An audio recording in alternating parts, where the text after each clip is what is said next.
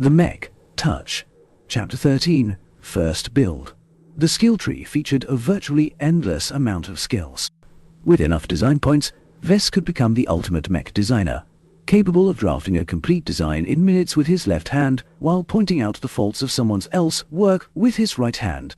Naturally, Vess lived in a world where time and resources were finite, so he didn't delude himself into thinking he'd ever reach that point in his lifetime. For all its merits, the mech designer system represented an incomprehensible piece of technology.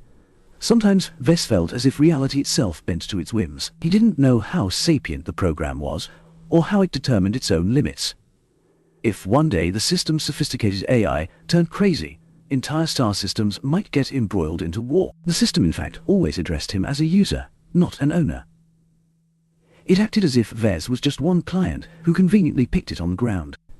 If Vess' father hadn't given him the data chip, the system might have found a way to get its chip transported to some other person with the traits it preferred. This insecurity made Vess question if the system was using him rather than the other way around.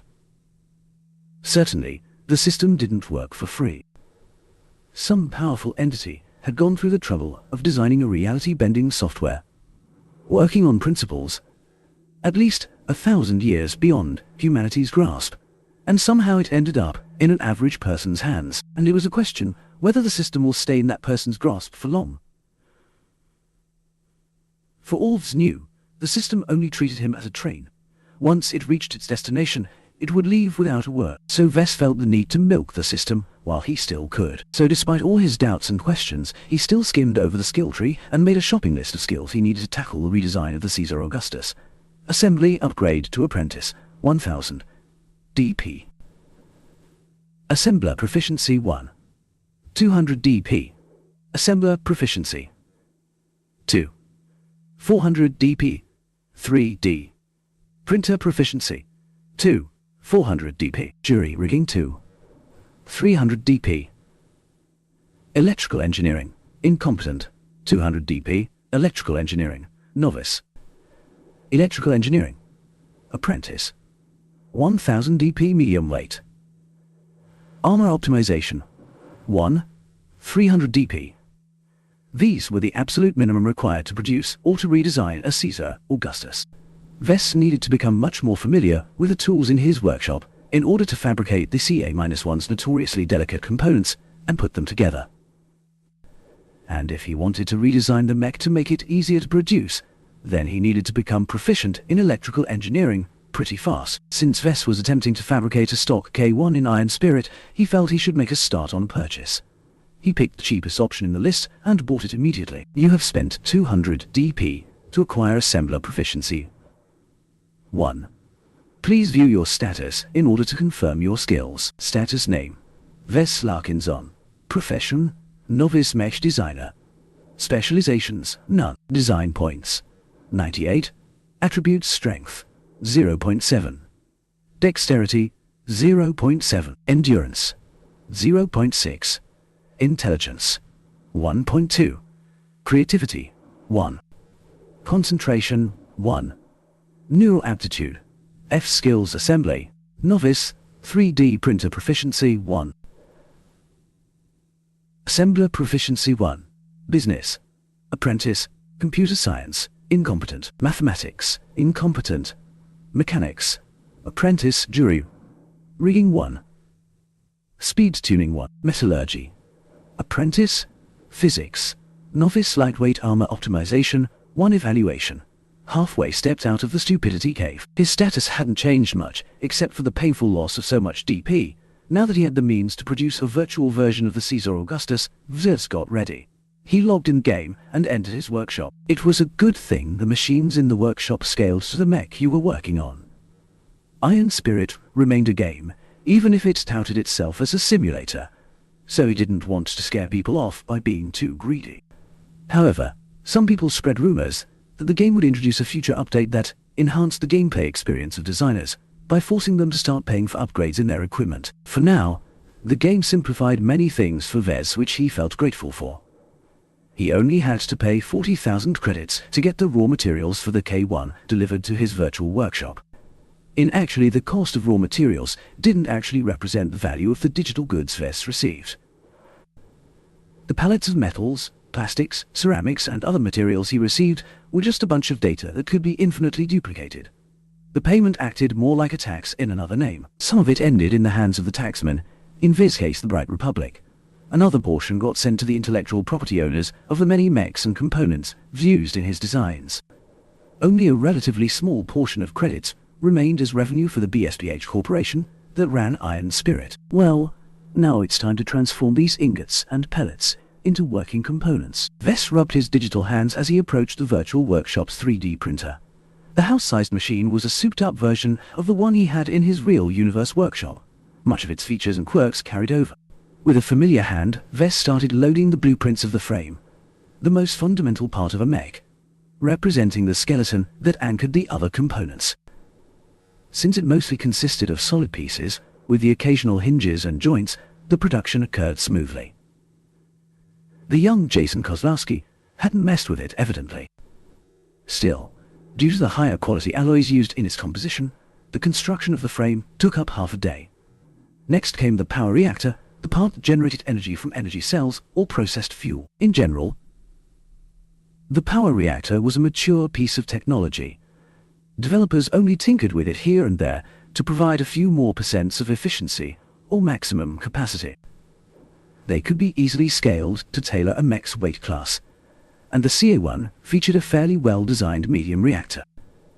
As a long-standing manufacturer of aircars and shuttles, National Aeromotives produced their own lines of power reactors. Jason borrowed a premium reactor available from the company's R&D division and stuffed it in his design. The reactor required extra precision in the fabrication of its many miniature parts. Vess had printed engines from scratch before with a 3D printer, but this was the first time he took the trouble to print each millimeter-sized component one by one, and assembled them all together by hand. The tedious work took up an entire day. Vess felt he did an adequate job in that the reactor worked. Whether it performed well, that was for later. With that experience over with, his work on the engine proceeded a little smoother. Unlike the reactor, the engine took in energy to produce motive force. It allowed the mech to move its limbs and run like a marathon contestant. Much like the power reactor, Jason also borrowed it from his daddy's company, so it contained little innovations that made it troublesome to produce. Vess grew highly appreciative of Nair's craftsmanship when he finished assembling the engine. After that, followed the musculature that made use of the motive force to move the mech's limbs.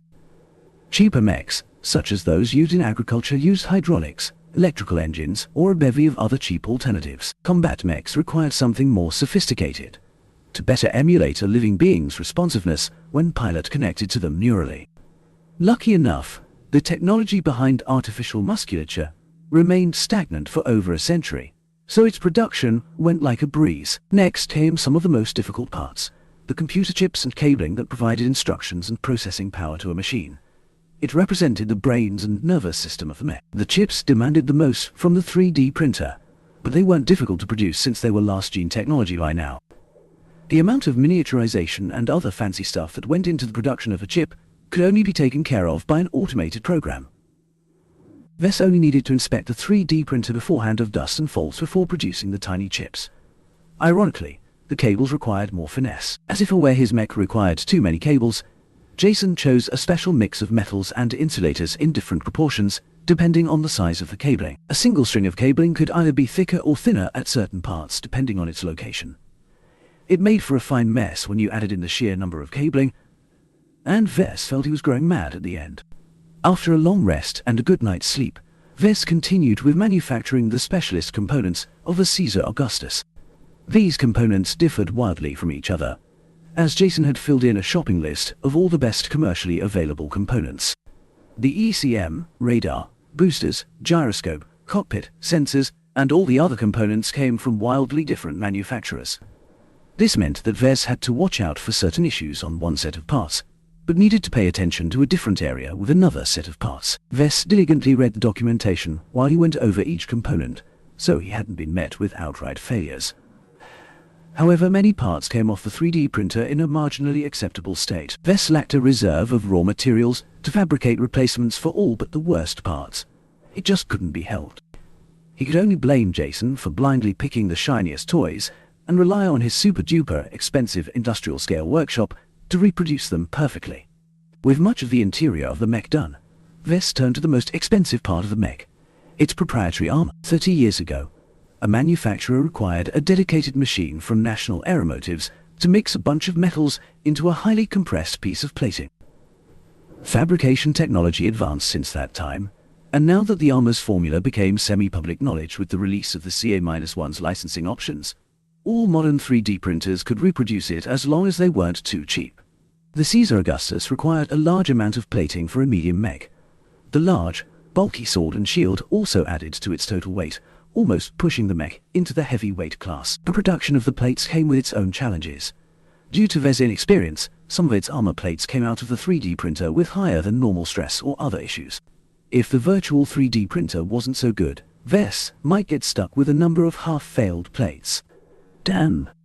Vess sighed as he finally finished producing all of the CA-1's components. This is more tiring than I thought. There's a world of difference between 1-star and 5-star mechs. Hundreds of years of technological progress only made things harder to build. I really miss the simple Fantasia. The challenges he faced with this step alone broadened his vision of what mechs were capable of. Working on a near-modern mech meant for elites taught Vess what this target segment looked for in a war machine. An elite mech has to meet different requirements than regular frontline mechs. They pack as much armor and punch as possible in a reasonably mobile package. Energy efficiency isn't necessarily a problem when you can swap fuel or energy cells from a support group on the field. Jason wasn't wrong to design the K1 along those lines. He just went a little bit too far with it. Competing mechs could do almost everything the Caesar Augustus could do, but lasted a little longer in the field. Sometimes that extra time counted, so procurers wanted to be safe than sorry by picking the less exaggerated choice. The Caesar Augustus was also a bitch to maintain in a chaotic battlefield, so generally only wealthy ace pilots who cared a lot about peak performance bought the models. Next up, assembly. To assemble the mech from scratch, Vess first put together the frame. The parts that composed the mech skeleton were built to be big and robust, so Vess easily got to practice his enhanced assembler sub-skill without much risk. The skill improved his ability to manipulate the lifters and arms that composed the assembler module. The parts that he wanted frozen stayed still, while the parts he wanted moved got shifted around just enough but no further.